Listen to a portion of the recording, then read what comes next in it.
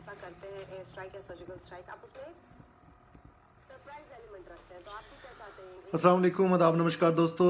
उम्मीद करते हैं आप सब लोग अच्छे से होंगे और अच्छे दिनों का मज़ा ले रहे होंगे। खाने से भी बचना चाहिए। अमित पूछ रहे राफेल कब आएगा। मैंने आपको बताया सितंबर में ड्यू है राफेल का आना। धीरज जी मुझसे पूछ रहे हैं क्या इलेक्शन पोस्टपोन हो सकते हैं। क्वेश्चन इंटरेस्टिंग है, इस पर काफी चर्चा हो। दोस्तों आज जो एक नया डेवलपमेंट आया है पुलवामा सीरीज़ का, क्या उठाता है उस पर नो डाउट एक बहुत ही बेहतरीन और एक अच्छा गेस्चर था पीस के लिए, भारत के पीस के लिए और भारत के बॉर्डर पर बगल के देश से जो पड़ोसी मुल्क है उसके साथ के साथ जो रिश्ता बनाने का एक अच्छा तरीका था।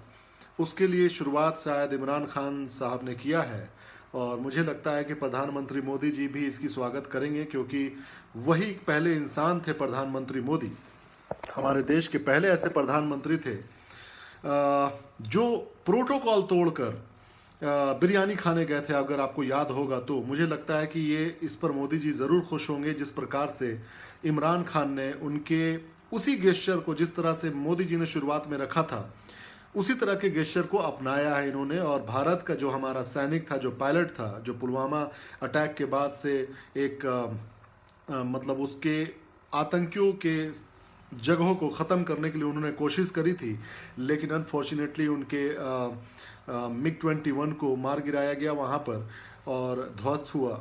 लेकिन वहाँ की आर्मी ने जिस तरह का गेस्चर अपनाया, जिस तरह का तौर तरीका अपनाया, और आज जो काम इमरान खान ने किया है ये वाकई में काबिल तारीफ़ है। लेकिन मैंने जैसा टॉपिक में लिखा कि मीडिया का देखो, मुझे तो अफसोस आ रहा है इस मोहतरमा को देखकर। मैं बहुत देर से इनको देख रहा था, इनके चेहरे को देख रहा था, और यकीन मानो इनके चेहरे पर वो गम झलक रहा है। किसी भी तरीके से ये कोशिश कर रही है मोहतरमा कि कैसे इस चीज़ को मैं अपने हिसाब से गढ़ने की कोशिश करूं, कैसे मैं अपने उस जो पैसा लेकर हम जो लगातार पिछले 3-4 सालों से करते आ रहे हैं अपने आकाओं के लिए, उनको कैसे मैं खुश करने की कोशिश करूं। बेचारी उसमें लगी हुई हैं। लेकिन मुझे अफसोस है इस बात का कि इनको कुछ मौका मिल नहीं पा रहा। और जिस तरह के लोगों के कमेंट आ रहे हैं, मुझे देख के हंसी आ रही है कि you made this possible ma'am, you paid media, you Godi media has made this possible, now Abhinandan is coming back to home. माशाल्लाह, very nice, it's a very great news. मैं कह सकता हूँ कि ये एक अच्छी बात है। मैं इन मोहतरमा का चेहरा दिखाता हूँ आप लोगों को, देखिएगा। कभी कभी मजबूरी में हंस दे रही हैं अपने गम को छुपाने के लिए। इनको देखिए, ये लाइव है इस वक्त आज तक न्यूज़ चैनल पे। बर्दाश्त नहीं कर पा रही है बेचारी। चेहरा आप क्या बोल रही है क्या नहीं, सुन लीजिए। वो भी की प्रशंसा कर रहे हैं, रौनक जी अच्छा। हेलो कह रहे हैं। अब आप लोग सर अच्छा सा कोई सवाल भेजिए, तब हम लोग उसको ले आगे।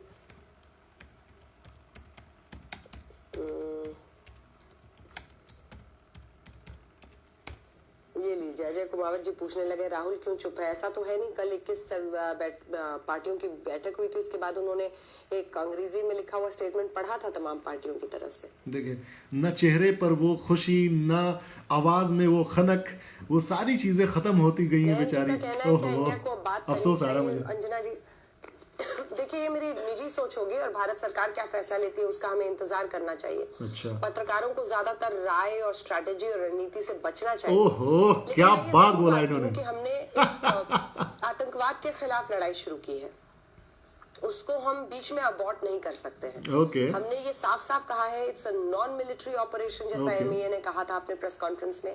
Non military operation but an operation against terrorism. हम आतंकी ठिकानों पर हमला कर रहे हैं, हम ना उनके मिलिट्री इंस्टॉलेशंस पे हमला कर रहे हैं, ना हम सिविलियंस को मार रहे हैं। तो हम अगर इस तरह के पॉइंटेड अटैक्स करना चाहते हैं तो हिंदुस्तान के पास वो फैसला लेने की आजादी होनी चाहिए। इस लड़ाई को हम किस मकाम तक ले जाए। क्या मसूद अजहर जैसे लोग जब तक पूरी तरह से हम जस्टिस नहीं कर पाए, क्या वहां तक हमें ले जाने की जरूरत है।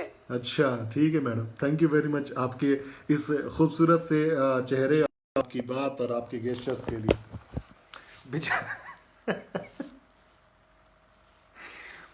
मतलब कुछ बोल नहीं पा रही हैं बेचारी। मैं बोलूं क्या, एकदम एक होता है ना अंदर से शौक लग जाना कि कैसे हम आकाओं की अपने खुश करें, कैसे हम क्या ऐसा काम करें, क्या ऐसी बात करें कि हमारे आका खुश हो जाएं। बेचारी खोजने की कोशिश कर रही है। इन लोगों के माहौल के खिलाफ ही सारी चीजें होती चली जा रही हैं। लेकिन अफसोस की बात कि देखो, मैन पोजेस गॉड डिस्पोजेस, इंसान जो चाहता है वो नहीं होता है। हमेशा जो इंसानियत की भलाई के लिए काम होता है, हमेशा जो इंसान की अच्छाई के लिए काम होता है, जिसको लगता है कि वार एक बहुत आसान चीज है, गुड्डा गुडियों का खेल है, लोगों के पबजी का खेल है, जो पबजी खेल खेल के लोग मिलिट्री जो सोच बना के रखे हुए हैं वो खेल है, तो जाकर वो जरा अभिनंदन के परिवार वालों से मिल लो। और एक बात याद आई, कल जो अभिनंदन जी का वीडियो आया था, अभिनंदन जी बेचारे ठीक है, उनके साथ अच्छा ट्रीट किया गया, ये बहुत अच्छी बात है। लेकिन जब उनसे सवाल किया जा रहा था कि आपका घर कहाँ है, तो sir I am not suppose to tell you that, जैसा कि अभिनंदन जी ने कहा। ओके, कौन सा आपको किस एयरक्राफ्ट के पायलट थे, तो he also replied that I am not suppose to tell you that even. मतलब बताना नहीं चाहते, तो हो सकता है उनके प्रोटोकॉल के खिलाफ हो ये बात कि बताना नहीं चाहिए। लेकिन मीडिया जाके उनके घर में जाके दिखा रही कि देखिए ये अभिनंदन जी का घर परिवार है, इनकी बीवी है वो भी पायलट है, उनके पिताजी वो भी पायलट है, ये है वो है, दिस एंड दैट है। कैसे ये लोग हैं, बिला मतलब कि सेंस नाम की चीज नहीं है, बिल्कुल सेंसिटिव चीज को कैसे पेश करना है, क्या इसकी जिम्मेदारियां हैं, कुछ नहीं पता है। लेकिन इनका आप मोहतरमा का आप देख लो गेस्चर, मुझे इनका गेस्चर देख के अजीब हंसी आ रही है। मतलब चेहरे पे गम छाया हुआ है, चेहरे पर एकदम अजीब सी उदासी छाई हुई है। क्या इस बात की खुशी नहीं है हमारे देश को कि एक देश के प्रधानमंत्री, जो देश के प्रधानमंत्री मोदी जी हैं, आपको याद होगा जब उनकी सरकार बनी थी पहली बार, तो उन्होंने सबसे पहला काम किया था कि अपने पड़ोसी मुल्कों से अच्छा रिश्ता करने की कोशिश किया था। बजाबते अपने प्रधानमंत्री बनने के वक्त जब वो शपथ ग्रहण कर रहे थे, तो उन्होंने बगल के प्रधानमंत्री को भी न्योता दिया था। उसके बाद बर्थडे में भी गए थे, शॉल गिफ्ट किया था उनके माताजी को। उसके बाद मीडिया ने क्या किया था, बड़े जबरदस्त तरीके से प्रचार किया, मोदी ने ये कर दिया, देखो प्रोटोकॉल तोड़ के मोदी जी पहुंच गए, एरोप्लेन लेके सीधे पाकिस्तान में लैंड कर दिए। ये सब भूलना नहीं है, ये सारी चीजें। लेकिन मीडिया के आज के मैं इस लैंग्वेज को देख रहा हूं, इस मोहतरमा का मुझे नाम भी नहीं याद है, पता नहीं क्या नाम, तो बेचारी इतने ही गम में है, वो सवाल पढ़ रही है, जवाब दे रही है, कहें तो कहें क्या, फंसी हुई है बेचारी।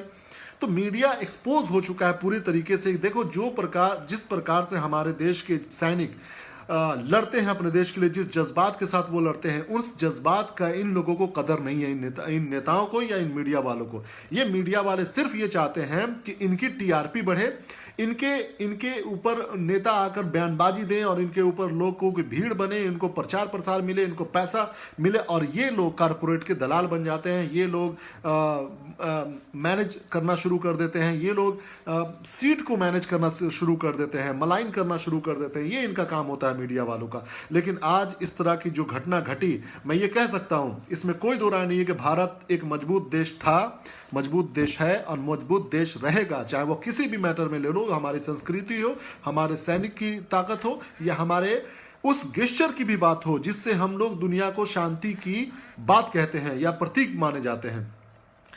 बिल्कुल, शुक्रिया मोनिका जी, अंजना ओम कश्यप अंजना मोदी कश्यप, थैंक यू। ठीक है, तो वही काम, वही चीज सीखने की कोशिश कर रहा है पाकिस्तान। अगर पाकिस्तान ने मोदी जी से कुछ सीख लिया कि चलो शांति की बात होनी चाहिए, और उसके लिए कितना बड़ा कदम उठाया कि जेनेवा कन्वेंशन के हिसाब से कोई भी आर्मी को कहीं भी कैद करके नहीं रख सकता है, तो हाँ, ये बात बहुत जरूरी था, उनको आज न कल लौटाना था। लेकिन लौटाने का वक्त इतना करीब होगा, इतना जल्दी होगा, ये वाकई में एक बहुत ही काबिल तारीफ बात है, एक बहुत अच्छी बात है। तो मैं ये जानना चाहता हूँ कि मीडिया वालों का बेचारा इस वक्त बैठ के क्या सोचता होगा सब घर में अपने कि अरे यार ये क्या हो गया, कैसे फुटेज खाएंगे हम, कैसे देश में एकदम लहर चलाएंगे कि ये वो दिस दैट। अफसोस आ रहा है मुझे इन मीडिया वालों पर कि यार कुछ तो अपने अंदर में गैरत रखो, कुछ तो इस देश के बारे में सोचो, कुछ तो अपने उन भविष्य के बारे में सोचो जो हमारा देश कितने साल पीछे चला जाएगा। एक तो गरीबी ऑलरेडी इतनी है, भूखमरी हमारे देश में है, इसके बावजूद भी अगर हम ये कोशिश करें कि हमारे जवान वहां जाके शहीद हों, जाके वो लड़े, अपने घर के बच्चे को ये लोग अमेरिका, कनाडा, ऑस्ट्रेलिया जाके पढ़ाने के लिए भेजेंगे, कोई अपने मिलिट्री में नहीं शामिल करेगा। मुझे बता दो कॉर्पोरेट फैमिली का या इन मीडिया वालों का कितने बच्चे हैं जो आर्मी में हैं, कितने बच्चे हैं जो जाके बॉर्डर पर लड़ सकते हैं, कितने लोग हैं जो ये बात को कह सकते हैं कि भैया हमको अपने बच्चे को धीरू भाई अंबानी को भेजना है, या अनिल अंबानी को अपने बच्चे को भेजना है, या अंजना कश्यप को, या फिर सुधीर तिहाड़ी को, सुधीर पता नहीं क्या चौधरी, और अर्नब गोस्वामी को। ये सारे लोग जो हैं वो किस प्रकार से इस बात के रिस्पॉन्सिबल सिटीजन माने जा सकते हैं, भारत के रिस्पॉन्सिबल सिटीजन कैसे हो सकते हैं ये, जब आप भारत की भलाई नहीं सोच सकते हैं। इस देश की भलाई है अमन, शांति, आपसी एकता और एक दूसरे के साथ मिलजुल कर रहकर देश को मजबूत बनाइए और अपने देश के अंदर के उस सारे समस्याओं का समाधान निकालिए जिससे कि हमारे देश के इकोनॉमी के साथ बिजनेस करने के लिए दुनिया के हर बड़ी कंट्री बेचैन हो जाए, पागल हो जाए कि नहीं प्लीज इंडिया मुझे अपने देश में आने दो, मुझे काम करने दो, मेरे लोगों को जाकर वहां पर नौकरी करने दो ताकि हमारे देश का कुछ खर्चा निकले। हम अगर अपने इकोनॉमी को इतना बेस्ट बना लें, हम अपने देश की इतनी सुरक्षा को बढ़ा दें, हमारे अपने इंटरनल सिक्योरिटी को इतना अच्छा कर दें कि बड़े बड़े कंपनीज आए, बड़े बड़े इंडस्ट्रियलिस्ट आए, बड़े बड़े इंडस्ट्री को बैठाया जाए, बड़े बड़े ऐसे कारखाने खोले जाए कि दुनिया में लोग उसके लिए भारत में आए। एक भी एरोप्लेन बनाने वाला, मतलब जो बोइंग जैसे इस तरीके का कोई एरोप्लेन बनाने के लिए कुछ हमारे पास देश में नहीं है।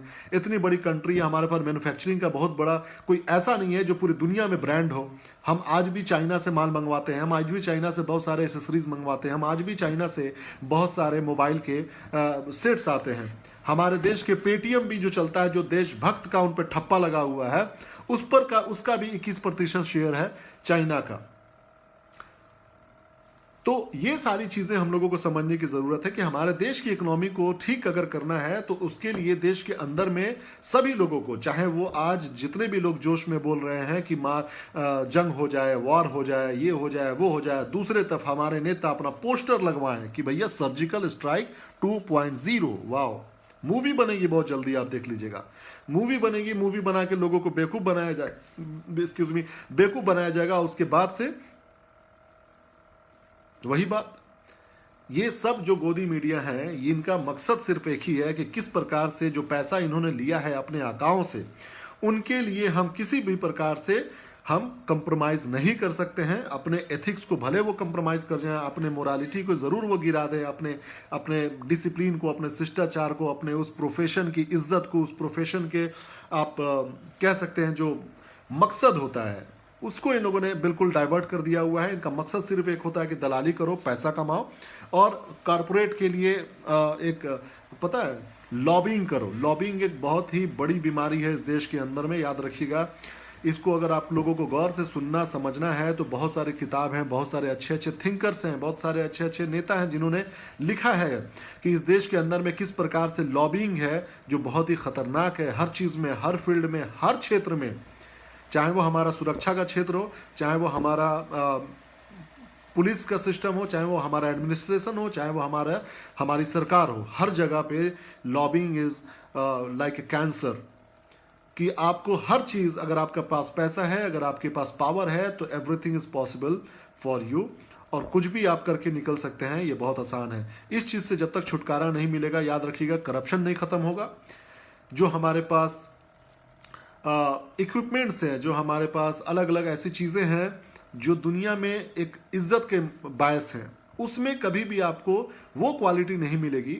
आज भी लोग कहते हैं, जैसे कि सिंपल सी बात है, लोग दुबई से जब आते हैं या किसी मिडिल ईस्ट से आते हैं या अमेरिका से आते हैं, तो लोग वहाँ के इलेक्ट्रॉनिक्स आइटम को कहते हैं कि लेकर आइएगा, मोबाइल लेकर आइएगा, या ये लेकर आइएगा, वो कुछ भी लेकर आइएगा। क्यों? क्योंकि वहाँ की क्वालिटी पे लोगों को भरोसा है। हम चाइना के माल को क्या कहते हैं, चाइना का कोई मटेरियल आता है, चाइना का कोई इलेक्ट्रॉनिक आइटम आता है तो क्या कहते हैं कि अरे यार चलो ठीक है, 6 महीना तो चलाने की बात है, लेकर आ जाओ, है ना। तो ये होता है छवि, ये होती है इमेज। तो क्या लगता है चाइना में अच्छी अच्छी चीज की प्रोडक्शन नहीं होती है? होती है, लेकिन जो छवि बन चुकी है कि चाइनीज माल है, चाइनीज थिंग है, चाइनीज मटेरियल है, कितना दिन चलेगा।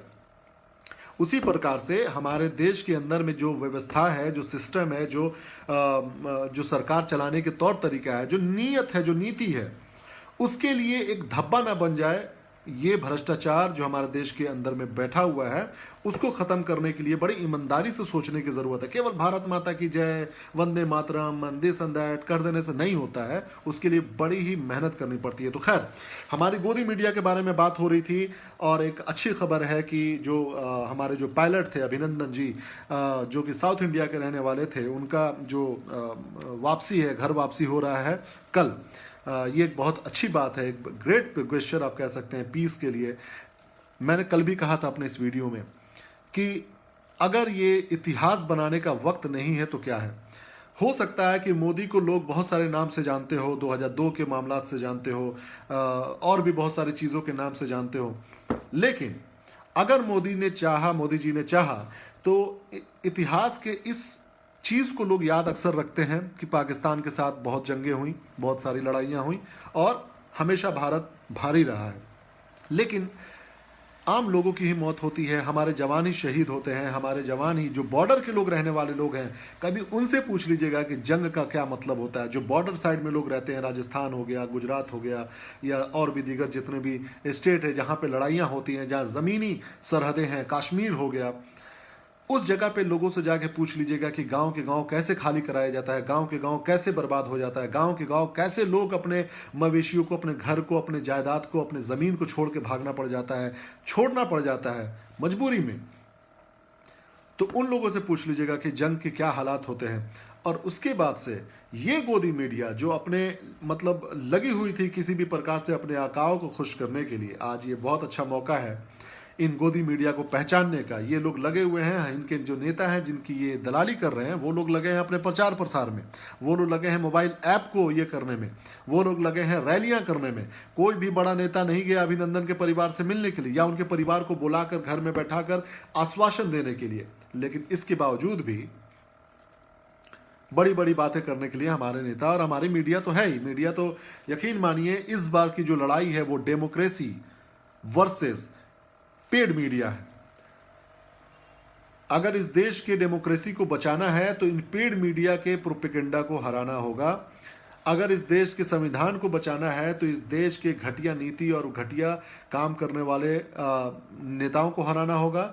और उसी प्रकार के इस प्रोपेगेंडिस्ट जो जितने भी चैनल वाले हैं उनको उनकी औकात बतानी होगी, लेकिन एक शर्त के साथ। देखो, एंटी कम्बेंसी एक बहुत बड़ा फैक्टर होता है। हर 5 साल या 10 साल बाद सरकार बदल ही जाती है। अगर इस बार अगर मान लो बीजेपी नहीं भी हारती है तो कांग्रेस अगले बार आ जाएगी, या कांग्रेस जैसे 5 साल अगर रही तो अगले बार बीजेपी आ गई है ना।